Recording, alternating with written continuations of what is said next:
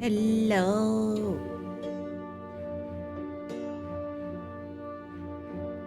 Wow. I am back again. Here. Hello. Hello, fart mama. I mean, hello, sorrow. Thank you for the fart. Ah.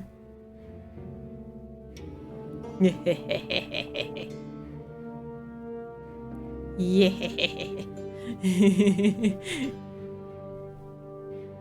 I mean, that's what you do. So you know, this is just stating the facts. You know. Eh.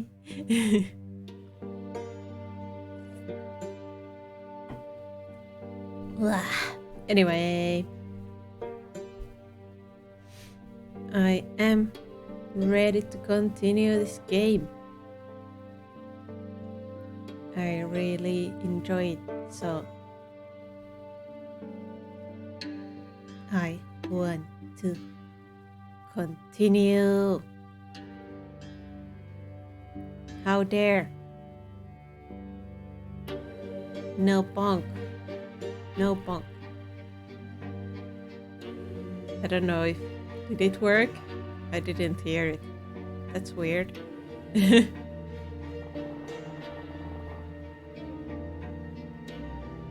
Anyway,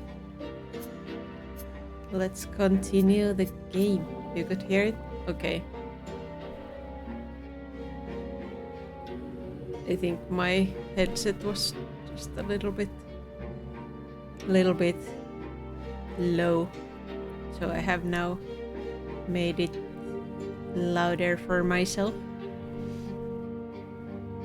So let's see how we are going to suffer today. I mean, last time was quite a lot of suffering.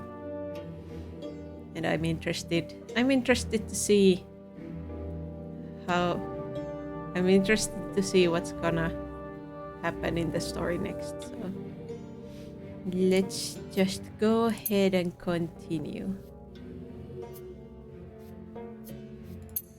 There we go.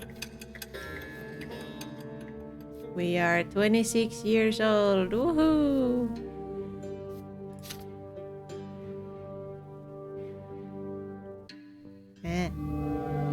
Alright.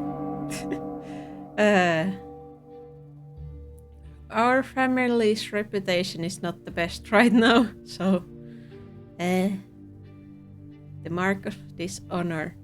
Recent events have dealt a crushing blow to the reputation of the Branta family. You have slipped into the realm of infamy and disgrace. So far, the noble families of the city have patiently endured your transgressions, but now you have lost face in their eyes. Noble society is eager to bring your every dusty scandal back into the light. Old offenses, ancient grievances, and, naturally, Father's marriage to Lydia Bronte and Gloria's ignoble origins. And they have surely not forgotten that the sons of Robert and Lydia Bronte, Repa and Nathan, were born out of wedlock.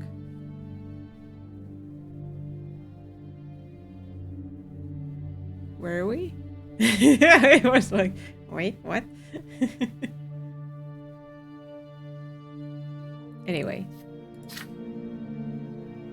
None of the nobles will ever say this to your face, of course. Their behavior will seem perfectly ordinary on the surface.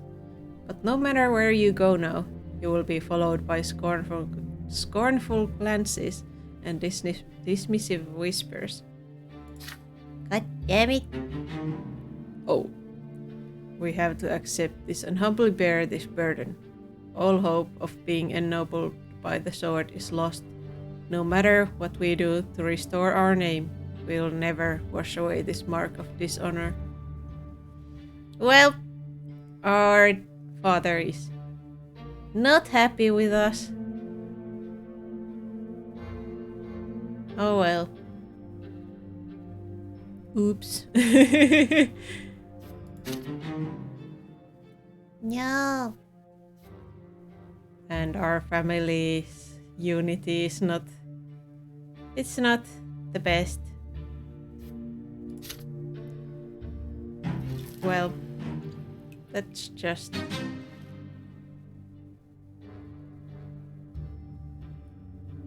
I mean, we were never going to...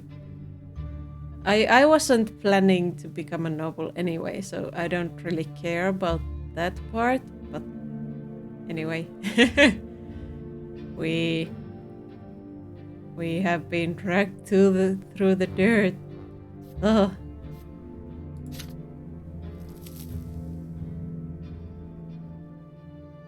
Blah. What happy thing is going to happen next? Oh, Thomas's wedding. Oh, this is a day you remember well. It began with a loud, impatient knock at the door. You are surprised to see Thomas paying a visit to your home. There is joy on his face as your old friend shakes your hand. Brante, it's been a while since I saw you last. I just got back to the city. I visited my folks, then ran straight here. Otton finally stopped hounding me. I sure hope that whole mess is over for good. You invite your friend in, but he gestures for you to wait, a sly smile on his face. I'm in a hurry right now, buddy. So much to do, so little time. I'll explain. I just got back from Sulvina. There was this girl in the village, a shopkeeper named Mirre. She gave me shelter, and I ended up falling head over heels in love with her. You congratulate your friend and pat him on the shoulder with joy. He laughs happily. My poor ma and pa, all their life they'd hoped I'd marry a noble woman. I used to hope for that too when I was young, but now I know some things matter more than noble titles. Mirre's about to be my wife. You offer Thomas words of congratulation, but he suddenly grows serious. Otton's left me alone, but Mirre and I will still be better off far away from Anisot. I wasn't happy serving in the Legion anyway. I thought the nobleman's lot would set me free from suffering and do the same for my descendants, but it just ain't that simple. I was less free than ever. Big Boss Repo, the consumer of lewdness. What? What does that mean? But hello. Hello, Tuhmis. Welcome. How are you? How's it going?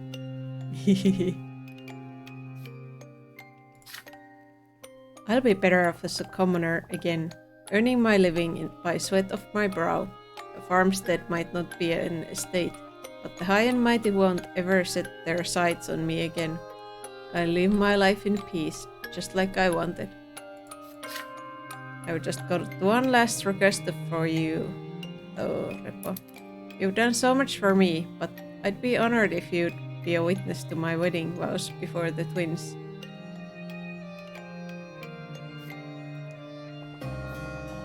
Okay, I think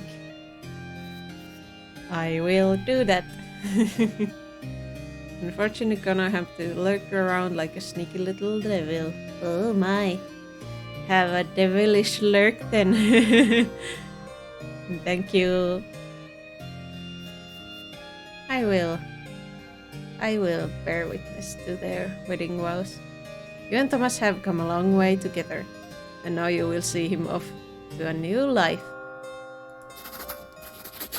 Aww. Your hand comes to rest on Thomas's shoulder. It would be an honor and privilege for you to be a witness of at your friend's wedding. Thomas glows with joy. Wonderful. You've got no idea how much this means to me, Repo. I gotta go get ready.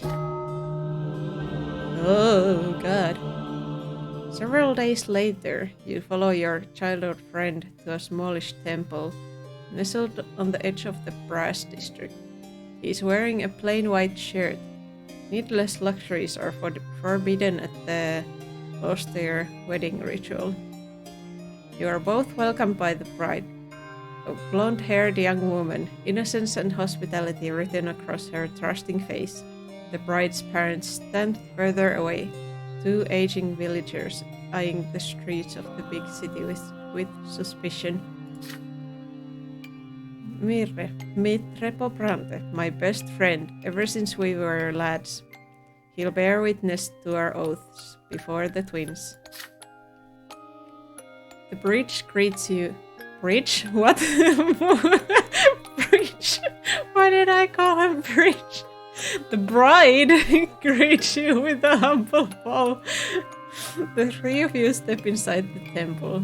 You close the doors behind you. Tradition demands no one else be allowed to attend the sacred wedding ritual.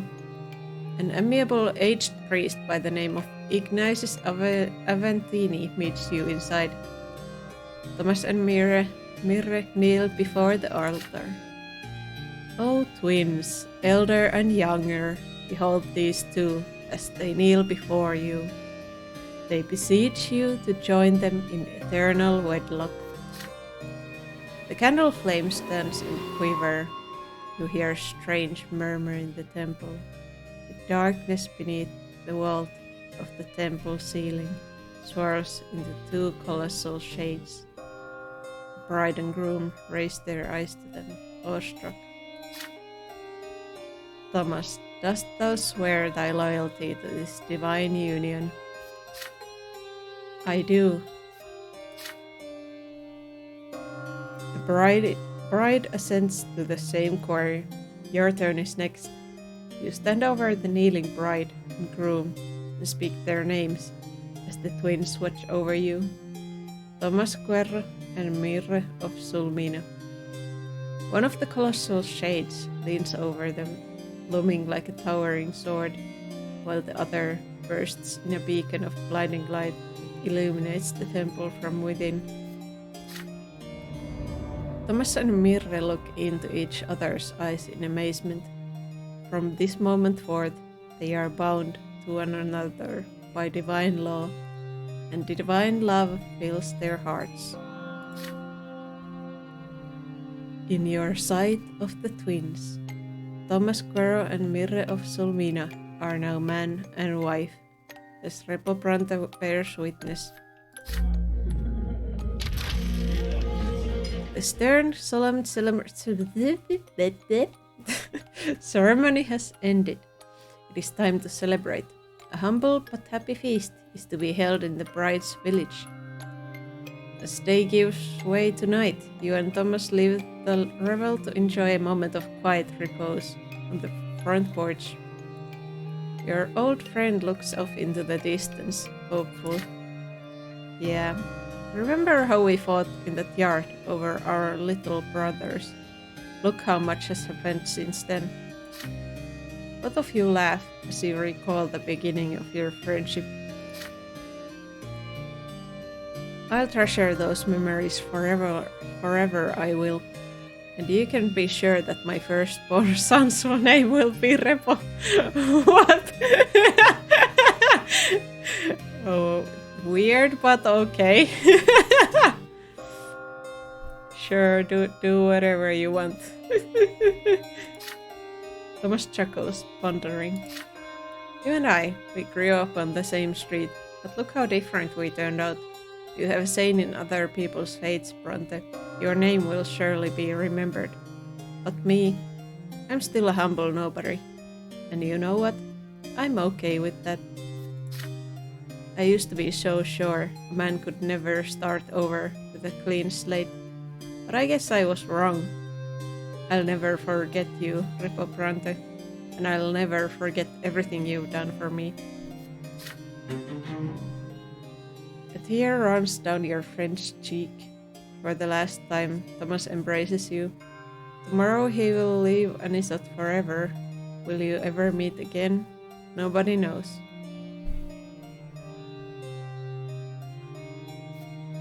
Sure.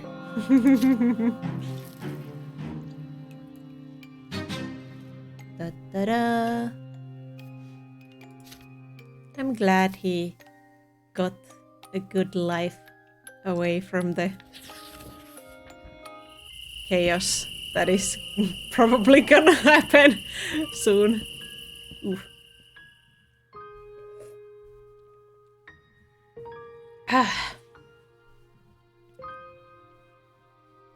The last few months have been marked by a welcome absence of quarreling at the Bronte estate.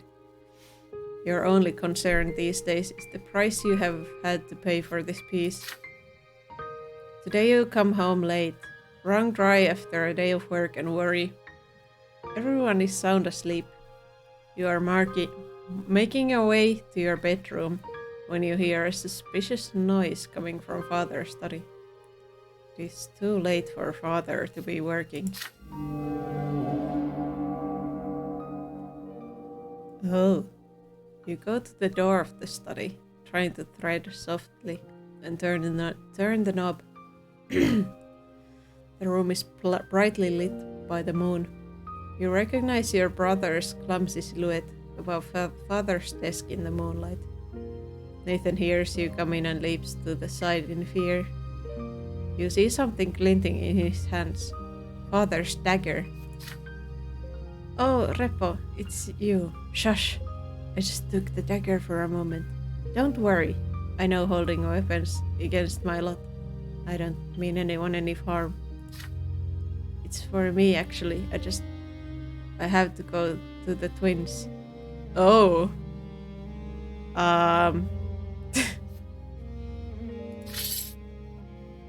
That's not good.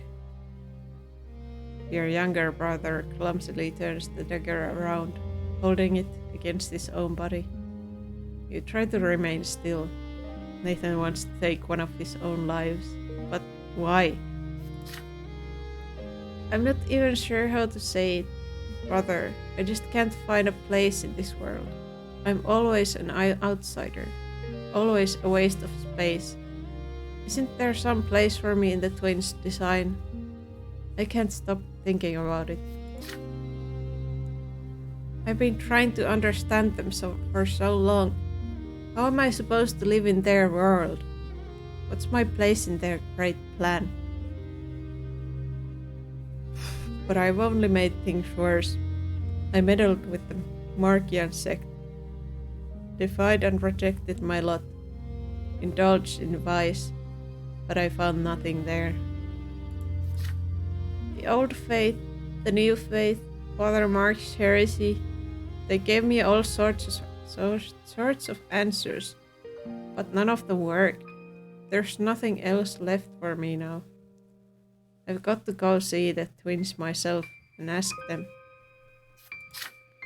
I know I'm an affront to their plan, just because I'm alive, but I'll repent. I'll pray for their forgiveness. But the twins never forgave you, tell Nathan softly. They never have, and they never will. You will be judged in the hereafter for every false step you take. Your younger brother sighs heavily. I know. Mother taught us that all our lives, but I still have to try. There's no other way. One of my lives isn't too big a price if it works. I can't find any use for them anyway. See you soon, brother. Hope I'll be different when I come back. A cloud passes over the moon. Father's study glows dark, illuminated only by the shining light of the distant pillar. Nathan's body contorts awkwardly. He raises the dagger, aiming it at his own heart. Oof. Well, can't call my mother because she's dead. Why can't I protect?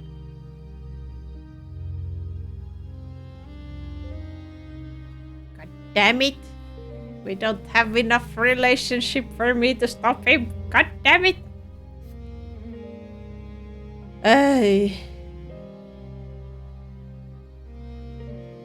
Well, at least it's only one of his lives. Anyway, Oof. I have no choice but to choose that one. You take a step back. The life that Nathan is about to take belongs to him.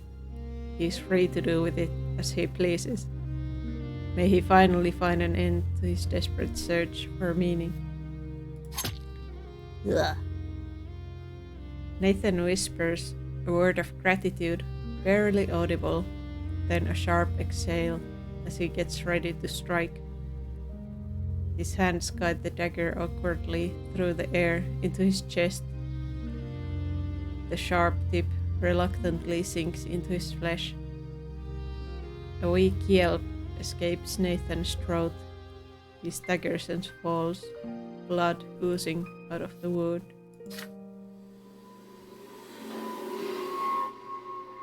Moments pass and Nathan's body dissipates as his mortal frame dissolves. He has departed to commune with the twins. What awaits him in the hereafter?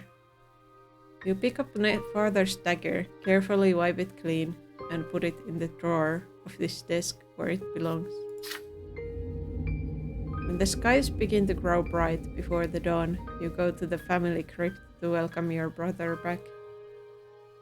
Nathan is already there, lying atop the granite slab. Even made anew, his naked body is still just as thin, awkward and feeble.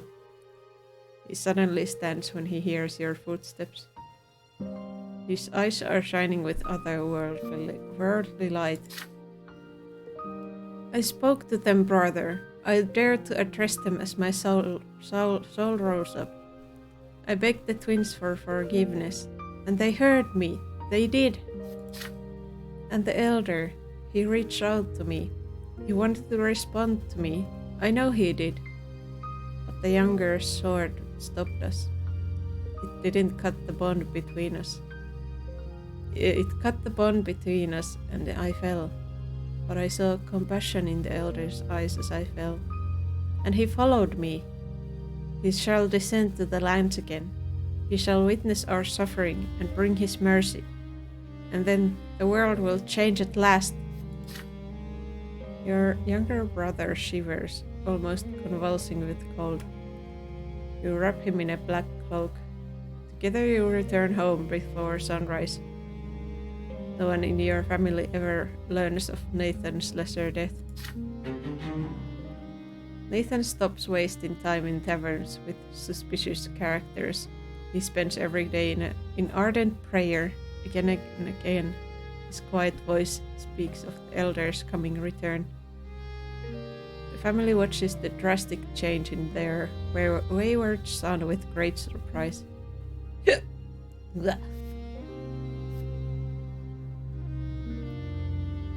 Well, I'm glad he's feeling better.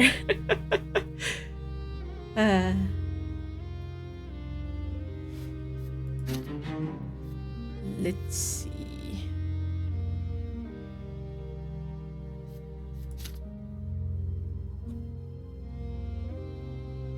What's next? We are now 27 years old. Woo! Oh.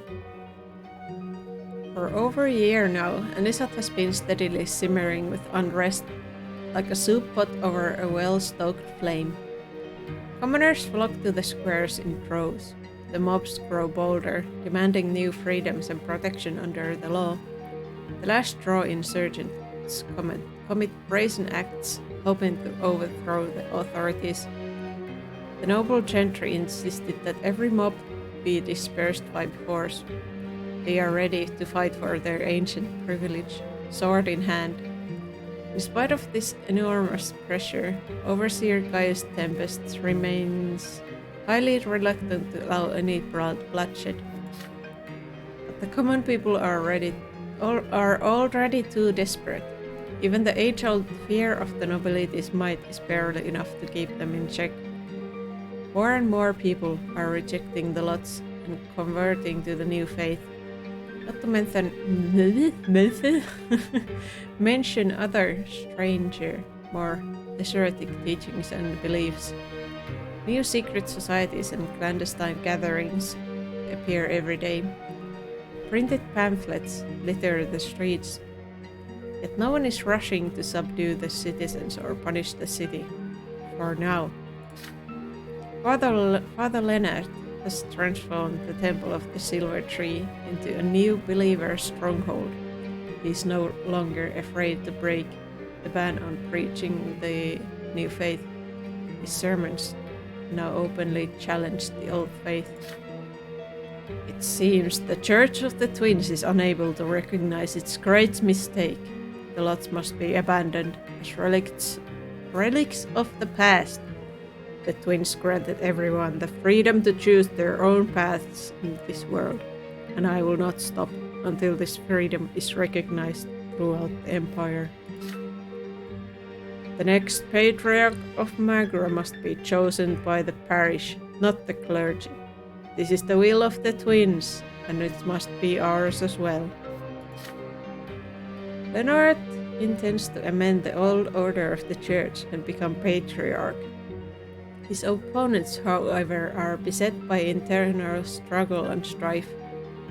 The Inquisition is fighting a myriad of heresies, more of which appear every day, and even the highest ranks of the faith are free from suspicion.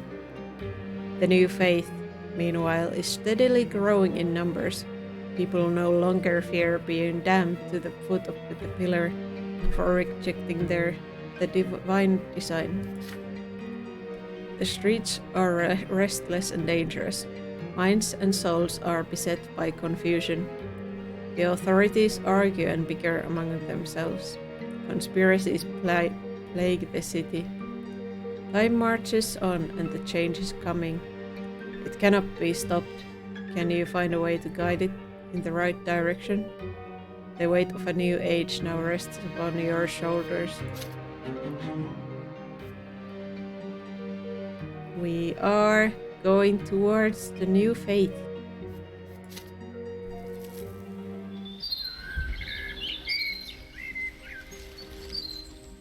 Oh?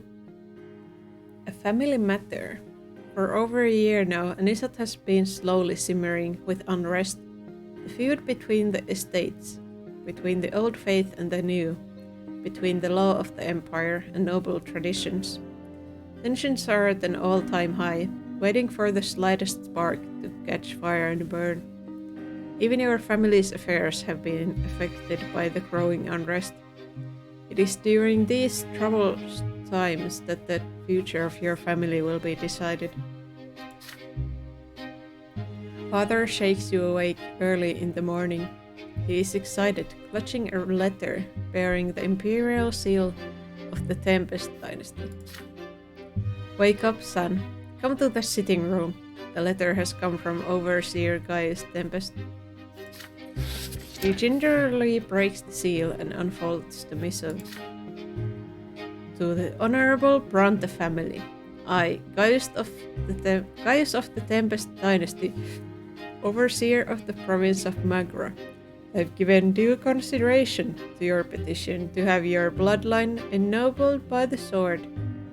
You are expected in 1 week at Castle Enery, as are all petitioners for the sword, where you shall hear my decision firsthand.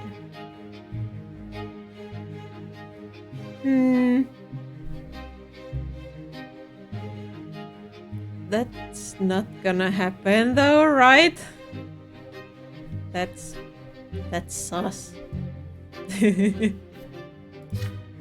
After finishing the letter, Father turns to you. He looks fatigued. Well, son, it's time for us to be honest with each other about this family. What do you have to say about this? Where do we, the Brontes, stand after so many years? What hopes do we have for the future of this family? The past 7 years have been marked by many life-changing events. The rare joys, the frequent fights, the arguments, the attempts at peace, the losses. Sometimes you have managed to change their minds, and sometimes you have not. But your decisions have made you realize that what matters most to you. The future of the Bronte family must be decided here and now. Why would I sever all ties with the family?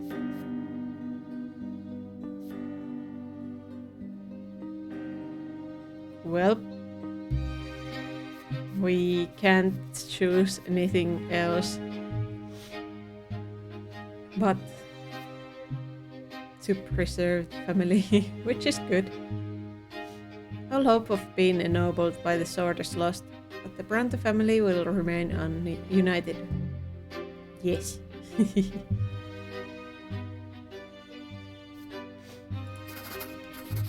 We will preserve the family. You reluctantly confess to father what both of you already know. It is clear what Gaius Tempest's decision will be.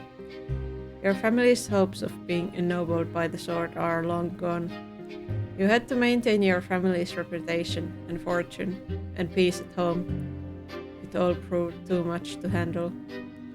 After expending too much energy resolving the strife within your family, you had little strength left for the rest.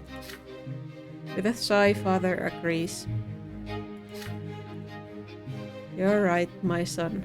We couldn't weather the storm that came upon us. Who could even hope for a hereditary title after that? I can only imagine how your grandfather must be raging in the hereafter.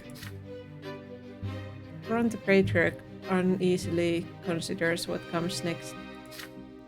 But our family is still together, still whole. It pains me to think that there were so many losses that could have been prevented. I must confess, at one point I even feared there might be nothing of us left. But we are still a family. Very well. We will abandon the pursuit of the nobility of the sword for our descendants and tend to the Bronte family itself. Nathan peeks into the sitting room. His hair is tousled. Father? Repo? What happened? Nothing, Nathan. Life goes on. That's all. Your weary father embraces his two sons. The last of the embers that were once the letter from Gaius Tempest smolder away in the fireplace. It was almost too much to bear, but your family ties have been preserved. The Bronte family will live on. Yes, it will.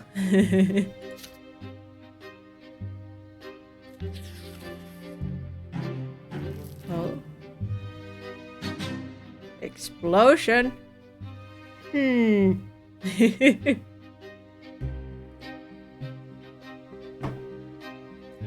Well, we did give Sophia the gunpowder, so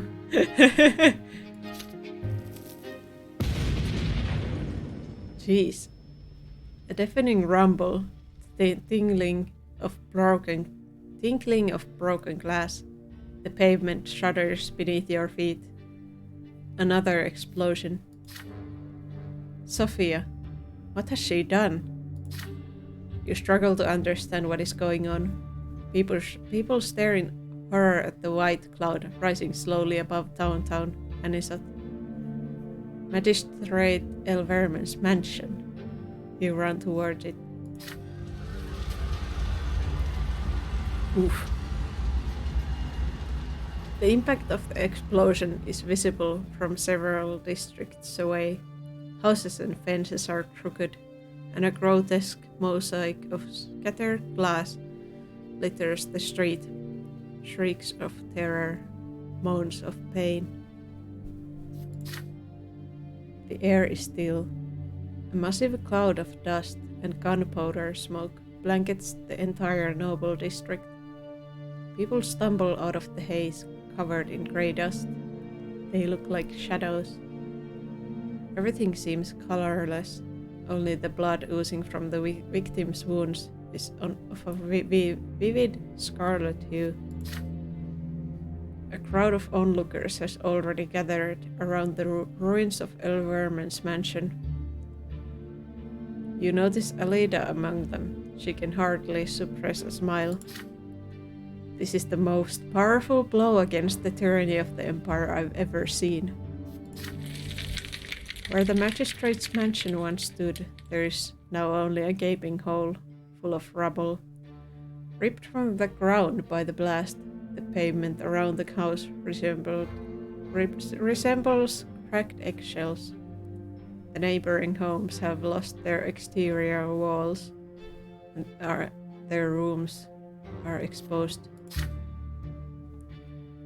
Gendarmes pull the bodies of those who have met their true death out of the wreckage, wrap them in coarse fabric, and load them onto wagons. You feel sick. You have never seen so many dead bodies before. Mutilated in the explosion, they look only vaguely human. You force yourself not to avert your gaze. How many of them deserved this? How many just happened to be in the wrong place at the wrong time? Servants, coachmen, simple passers-by. Most of them must have been quite old. But still, did they really have to fall victim to Sophia's plot? Sophia chose the perfect target. The murder of Elverman, an extremely powerful nobleman of ancient lineage, will not only remind the simple folk that the last straw is fighting tyranny, it will also instill fear in the defenders of the Empire. Did you make the wrong choice? Should you have trusted Sophia and prevented this disaster? It is too late to change anything now. Well, this dude is gone now. Ooh. Commoners in power.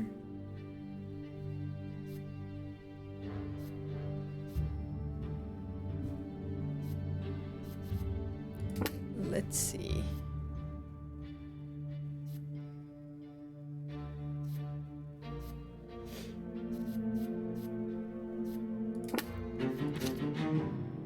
Oops.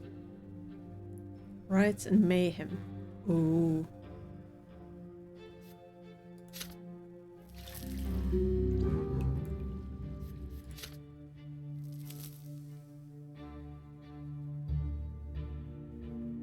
I'm really interested. Oh. Let me drink something before I continue.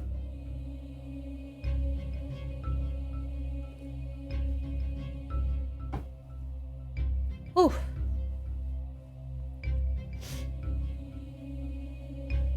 I'm in a way scared of what will happen, but in a way I'm really interested. So let's see. Even late at night, the streets of Anisot echo with chatter. The city cannot sleep. You cannot sleep tonight either. Advisor El Ferro sent you a surprising note a few hours ago. He is coming. You hear slow, steady footsteps, accompanied by the tapping of a cane. There is a knock at the door. Philippe enters the print shop. Sophia quietly follows him in. You exchange a nod. The print shop is crowded despite the late hour. Father Fuad, Alida, and the other workers observe Philippe uneasily. Oliver is there too. He acknowledges the Baron with a polite nod. You suddenly realize that Philippe no longer cares at all if the last straw members see his face. You walk into your office with Philippe and Sophia and lock the door. Well then, Brante, I hope your people are ready. It's time to put our plan into action. They're ready. Just give us the word. Excellent, excellent. Soon our song of victory will reach its final note. Our road has been a long one. What? Our road has been a long one, much longer than we thought, but now the end is in sight. I had a word with the overseer, and in the end I managed to convince him that Elborn simply cannot maintain order in Anisot. We are just one step away from being granted special authority for the secret chancellery. All we need is an excuse for action. Prepare your people and take to the streets. And when I finally get that authority, we will eliminate each and every traitor to the Empire. Egmont, Lennart, Elborn, all of them. Those scum will probably try to flee Anisot. I'll need the people you've recruited throughout Magra, Sophia. There are more than enough of them. I'm glad to hear that. How much time do you need to prepare, Bronte? You shift your gaze from Philippe to Sophia. She has been standing behind him all this time, a silent shadow with her head held high, her eyes trained on you. Philippe's cane taps the floor impatiently. He is waiting for an answer. The advisor is right. The day you have worked for all these years has finally come. Are you ready? What will you do now? Oh.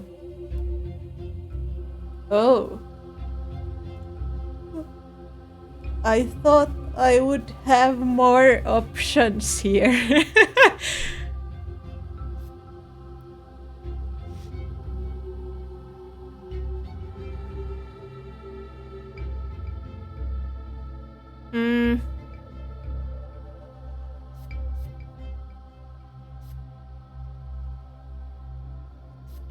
I can't murder him, apparently. I can't do the plan.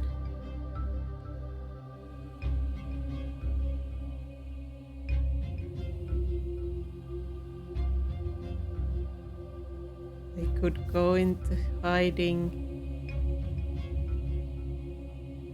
Or ask Egmont to hide me. Or ask... Well, I can't ask this guy because I don't have the necessary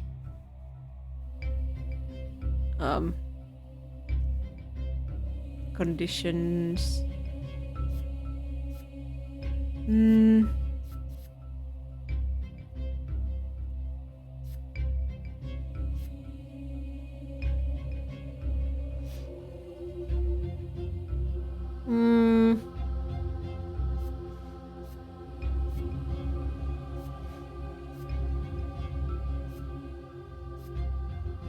Otherwise, I would go into hiding, but I don't know if I want to. I mean, I will lose a lot of willpower for that, so.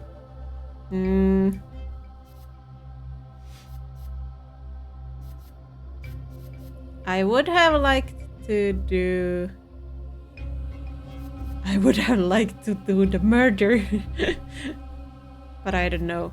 I don't know how I could have done the secret plot thing.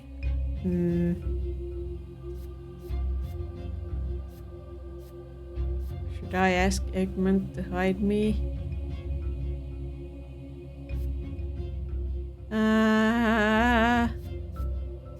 I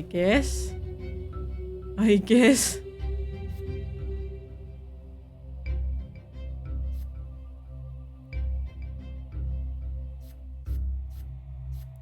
Although...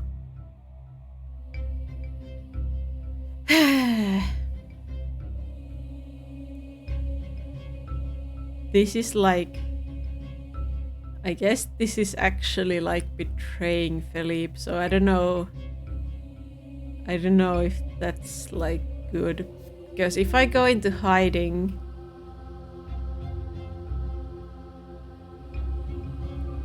it's only deceiving him. says that it's deceiving and not betraying. And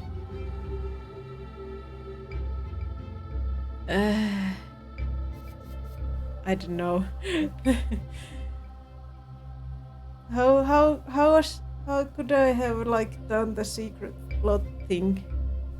Eh? I'm confused.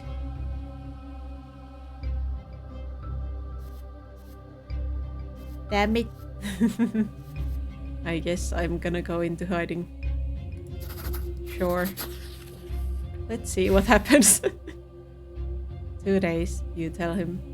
2 days ought to be enough. Very well. You have 2 days. You get your people ready, and I'll get mine ready. I need the names of every leader in your freak show, as well as the streets they'll be marching on. Then finally, Sir Elfero leaves. As the door closes behind him, Sophia lights the pipe she had been stuffing with tobacco since his arrival. Smoke billows out of her mouth, concealing her expression. Well then, Repo, guess this is it. You sigh. You are tired. So very, very tired. You should probably get some sleep while you can. You will see each other again tomorrow. It will all be over soon.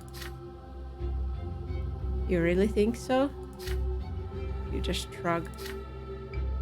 Fine. I'm dead on my feet, too. See you tomorrow. She walks out the door, leaving the acrid smell of tobacco behind her. You just sit there for a while, with your face buried in your hands. You really are tired. All these months and years, squirming under an unbearable burden, have taken their toll on you. You have done all you could. You cannot go along with Philippe's plan anymore. You do not want this. You cannot do it. You will not do it. You walk around the print shop and gather each and every scrap of paper related to their last straw. The reports, the letters, the bills, and the many, many lists and notes, the names of agents and contacts, the addresses and hideouts, the passwords and drop points. You get all the papers together and drench them in ink. No one will ever be able to read them now. No one will ever be able to retrieve so much as a single name.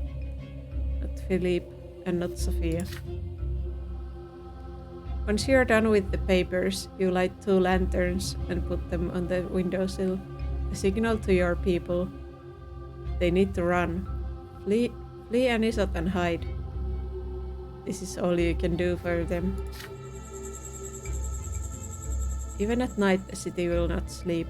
You make your way down crowded, noisy streets to a small, ramshackle house at the northern edge of town. It used to be a dyer's shop, but the dyer does not live there anymore. He fled Magra long ago, like so many tradespeople who could not bear the burden of the double tax. The smell of paint is strong inside even now. It has driven away many of the refugees who fill the city. You will wait here for days, or perhaps weeks, until this is all over, or until you think of a better way out. You throw your bag against the wall and collapse into into a dirty old mattress. The straw inside is cold and damp, but the city around you will not sleep, and neither will you. Hey, I'm not really satisfied with with what happened.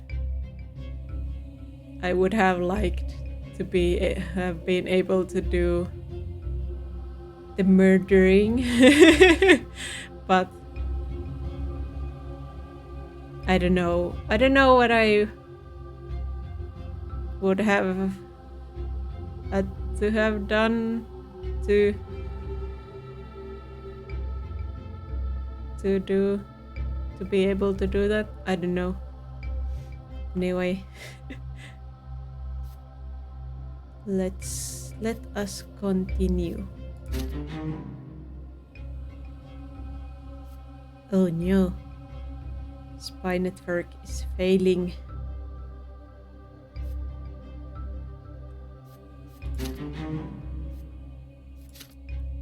Oof.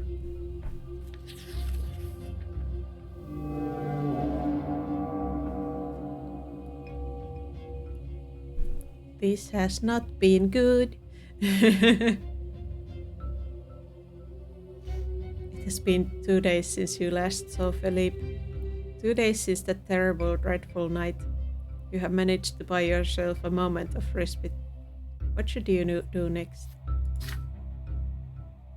Philippe will never forgive your betrayal. There can be no doubt about that.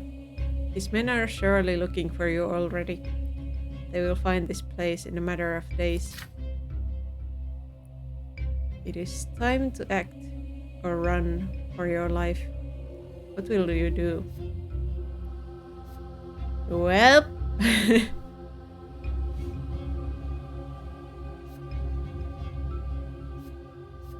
Apparently I can't do... Oh no! Oh no, that's not good. Wait a second. Wait a second. No! That's not what I wanted to do.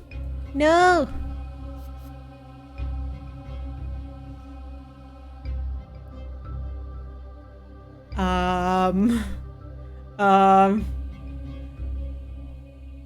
That was...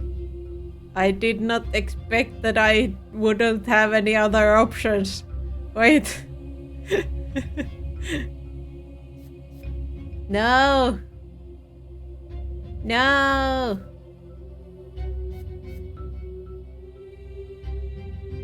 Oh no.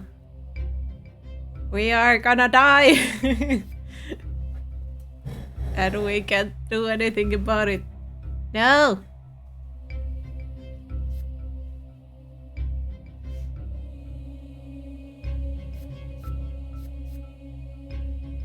God damn it.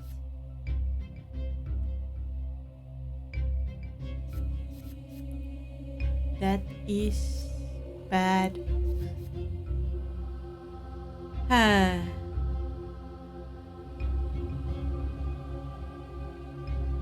I also didn't expect this to happen so soon. Apparently I'm going to die, so... Oops. Oopsie doopsie. You have to flee the shelter. There is nowhere else to go. Hiding your face, you make your way toward the city gates, keeping to narrow streets and deserted alleys. Your heart pounds in your chest. You jump at every rustle, every shadow. You finally see the archway of Anisot's north gate. You breathe a quiet sigh of relief.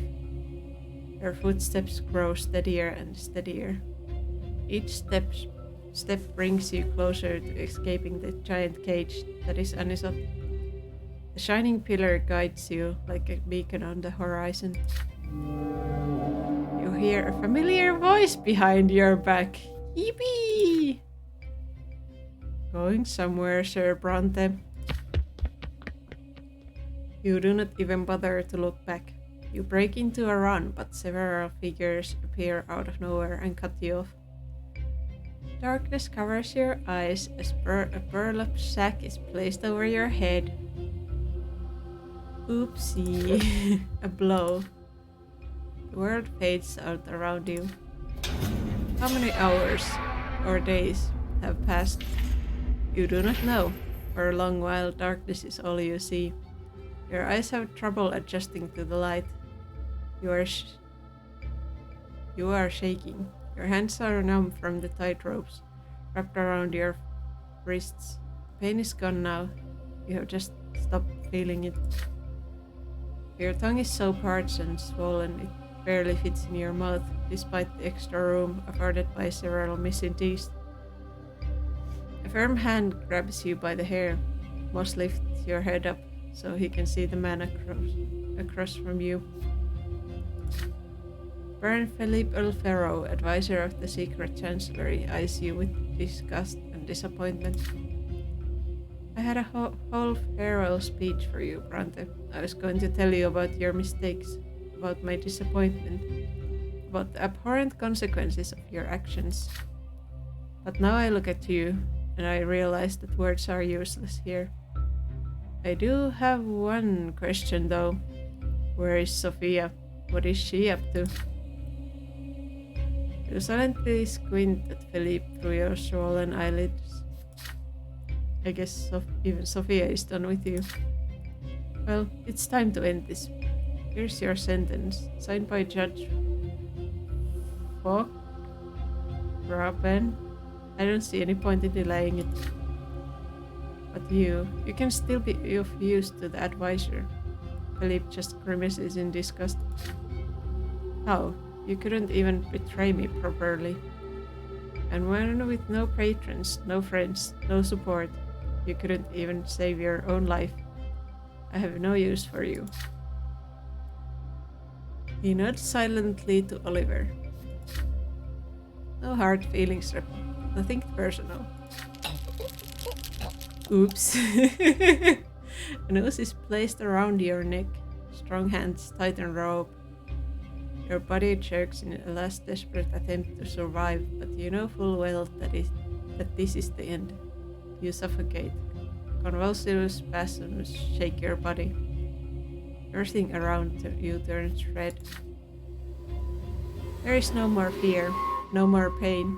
The only thing you feel is infinite loneliness, but that fades away too. The darkness deepens. The shining pillar draws nearer. The twins. They will be with you, forever and always. Well, that was the true death.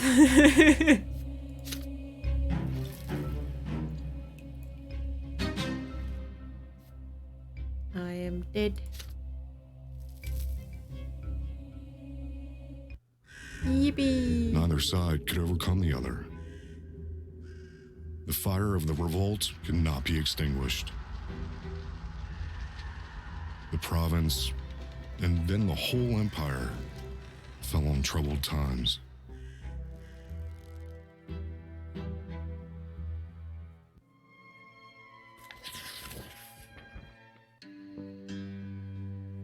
Oh, outcome of the revolt. Ooh. For years after your death, Anisot continued to simmer like a cookpot over a slow flame. The powerlessness of the simple folk, unable to change the old order, gradually gave way to rage. Finally, this anger became stronger than their age-old submission to the higher estate and their fear of divine retribution. This rage was the spark that lit the fire of the revolt. The rebels took up arms and seized the city for themselves, led from the shadows by the last straw. When the moment of truth came, there was no soul in Anisot strong-willed enough to spearhead the raging revolt. The opposing factions soon reached a stalemate in which neither side could prevail completely.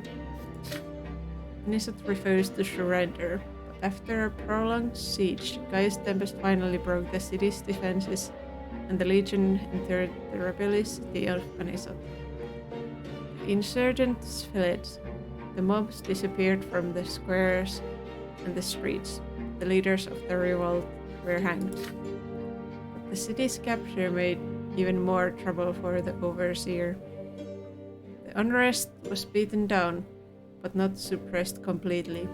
New riots followed one by one, as the common folk, the new faith priests, and many nobles of the mantle continued to wage a desperate struggle against the old authorities.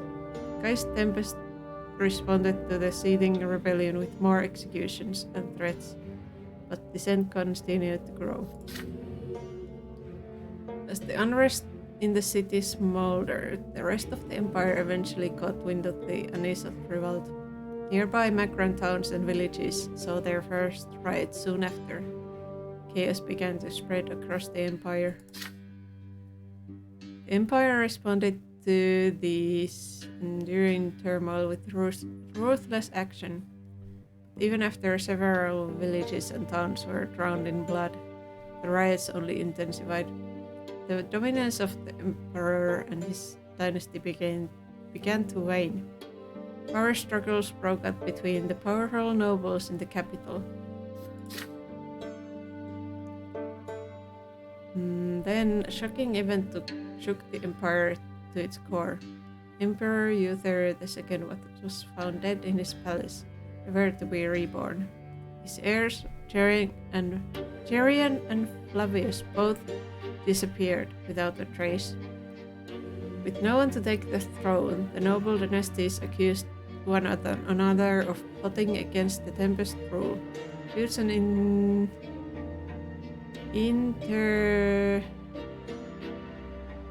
internecine strife became commonplace. And so began an age of anarchy, a time of massacre and riots, conflict and bloodshed, chaos and unrest. There were no winners in this war of all against all, only survivors. The empire entered a dark and terrible age.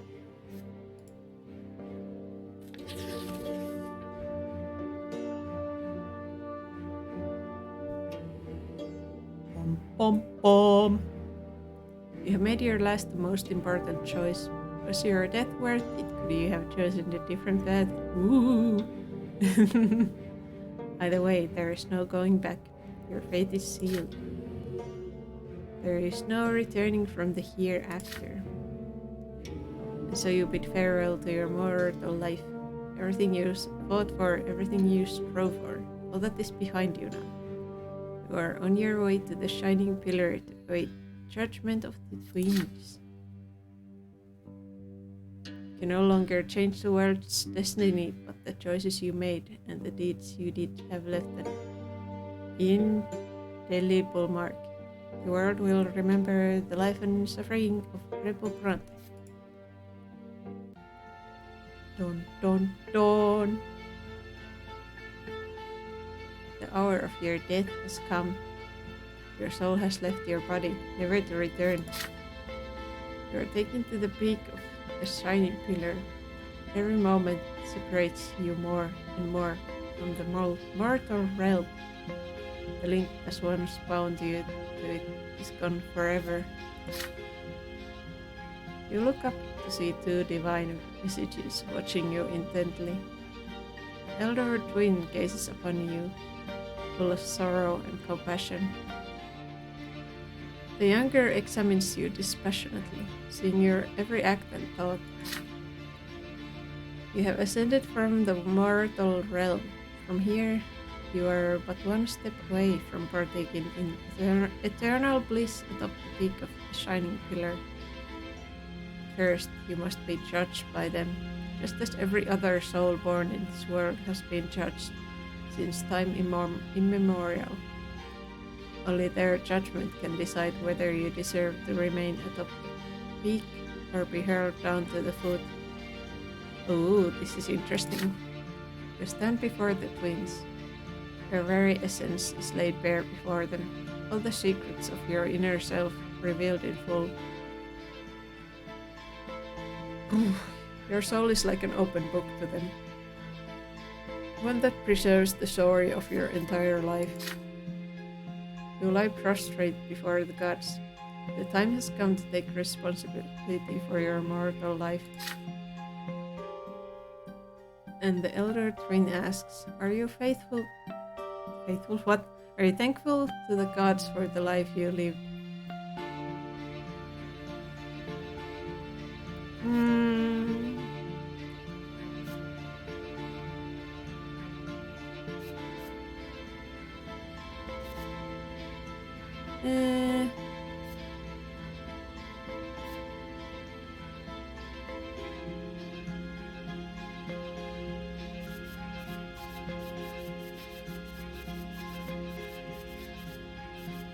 How do we feel?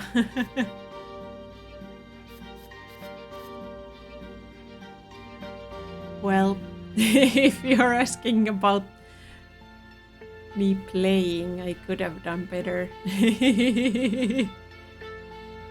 I feel like we died quite early, in a way.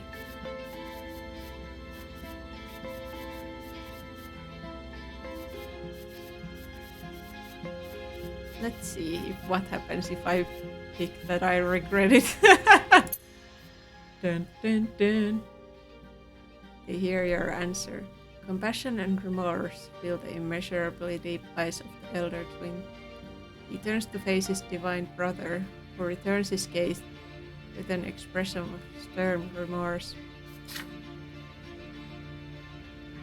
The elder twin asks once more, "What was your life to you?"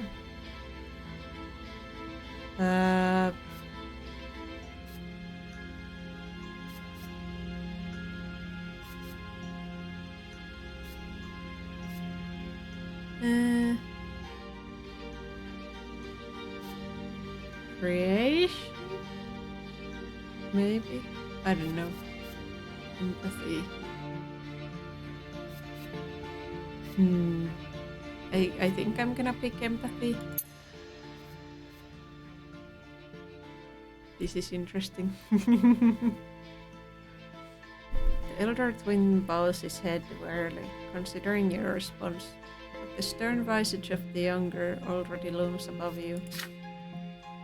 Human by the name of Bronte, what did you live for?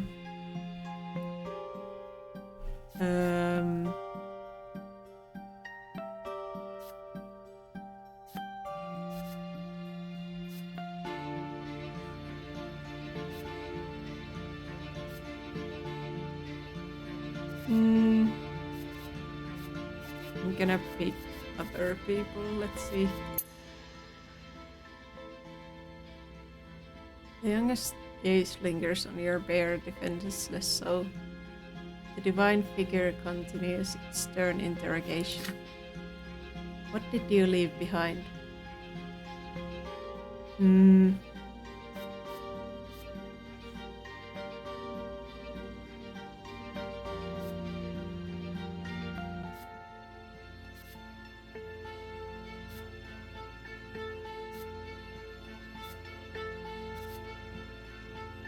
Change?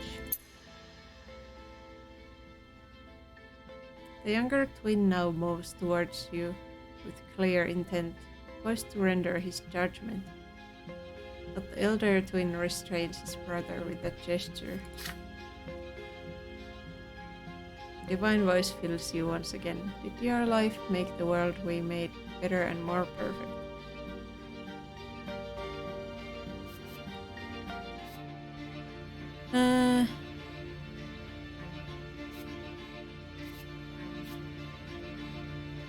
I do not know. The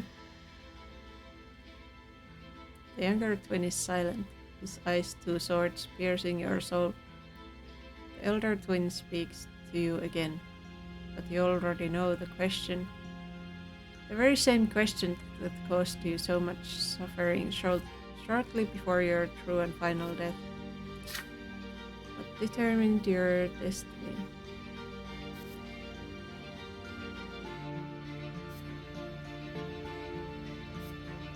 The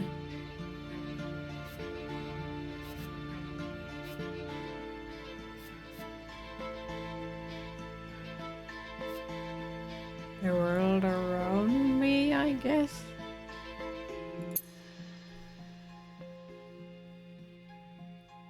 Then the twin gods exchange a glance that lasts a brief moment and all eternity.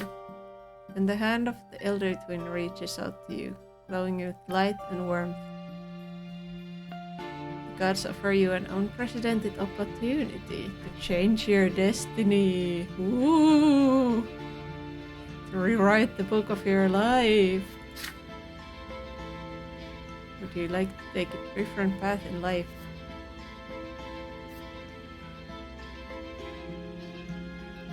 Yes, I wanna see. I want to know. You will return to the mortal world and live your life a different way. You reach out to the massive hand of the elder. It lifts you up and you are enveloped in warmth and love.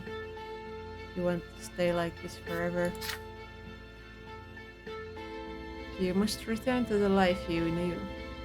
Elder Twin's hand releases you. You fly down to the mortal world once more.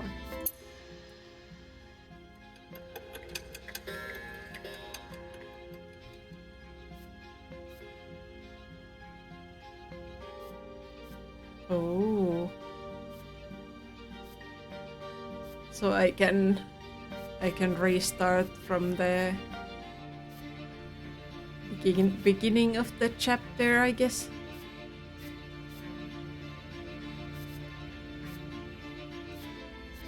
I guess that is going to be handy.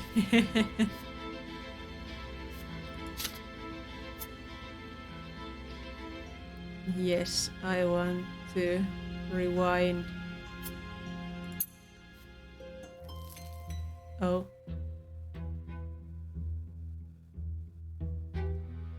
What? Why did it go to the... Wait. Okay.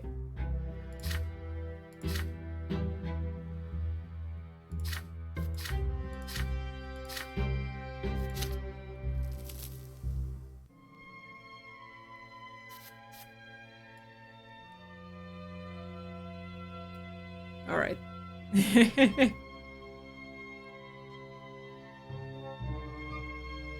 We will try this again soon.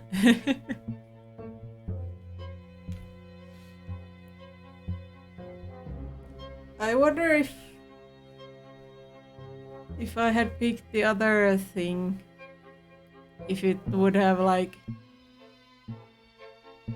the betray thing,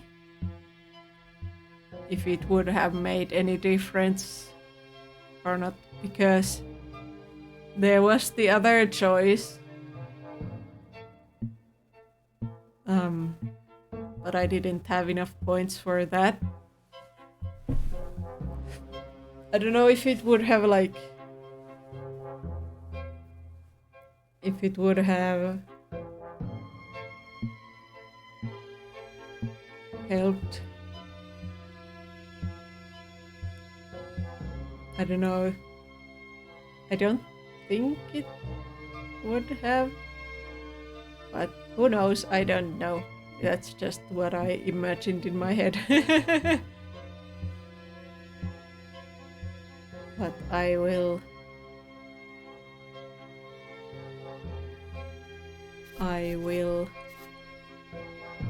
try this chapter again. I wanna know. I want to do the murdering. So we will try again. Let's see.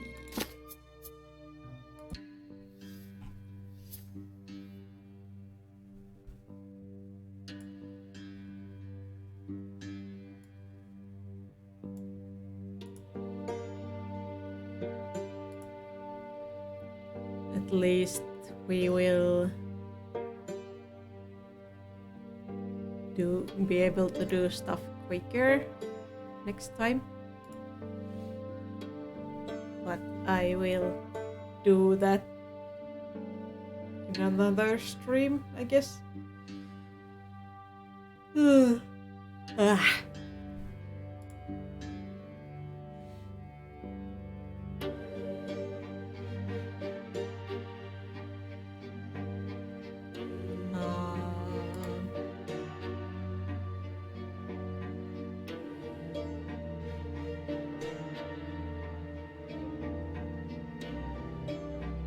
Let's see. was a little... The stream was a little bit shorter than usual because we died. But I don't have the energy to go through the chapter again, I think, right now, so I will do that on another stream on another day.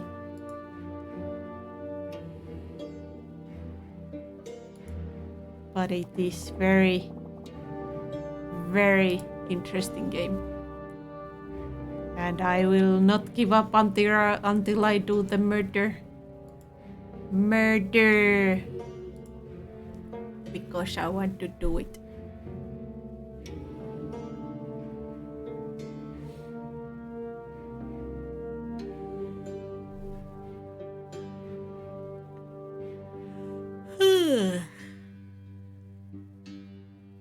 But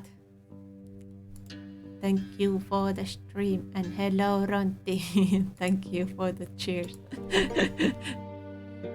Let's do the raiding on Henu, who is playing One Piece Odyssey.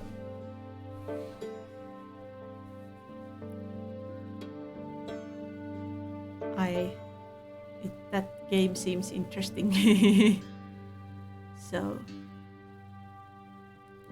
let's go see what Henu is up to there. But yeah, I'll see you. I don't know when. I will do more streams later this week, I guess. I think. I might do like impromptu art streams or something, because I have art stuff I need to do, and it could be nice to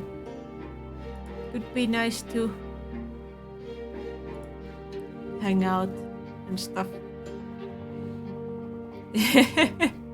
Hello Yenis, you're too late. Well, I died in the game, so I need to start from the beginning of the chapter, but I'm gonna do that next time. This was a little bit shorter of a stream, but we're going now. Reparate. Bye bye.